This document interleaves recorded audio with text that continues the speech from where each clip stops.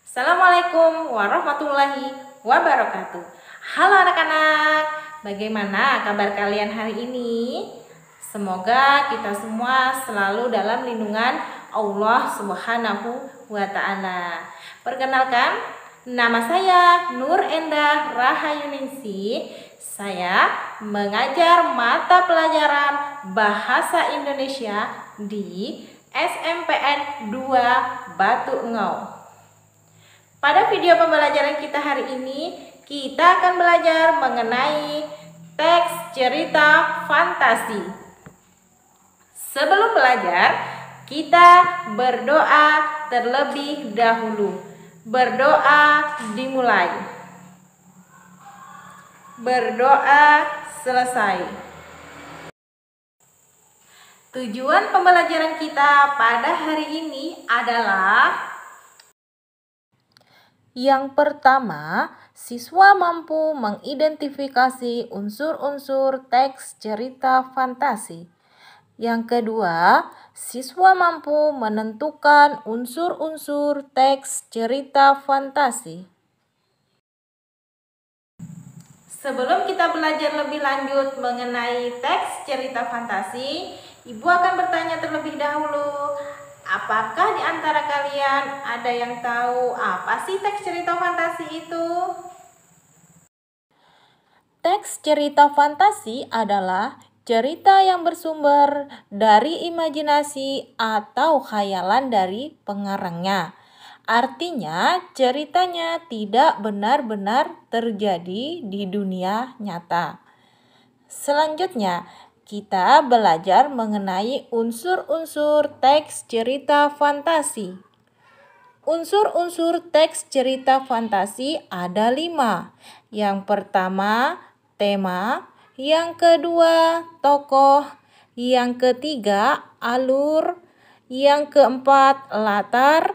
Dan yang kelima, amanat. Jadi, unsur-unsur teks cerita fantasi ada 5. Diingat-ingat ya anak-anak. Selanjutnya, Ibu akan menjelaskan satu persatu tentang unsur-unsur teks cerita fantasi. Yang pertama ada tema. Tema adalah ide pokok yang mendasari suatu cerita. Yang kedua, tokoh. Tokoh adalah pemain dalam sebuah cerita yang memiliki karakter atau watak. Sedangkan penokohan adalah watak dari tokoh. Misalnya, pemarah, baik, sombong. Yang ketiga, alur. Alur adalah rangkaian peristiwa dalam cerita. Alur terbagi menjadi 3, yaitu alur maju adalah cerita berkembang ke masa depan. 2.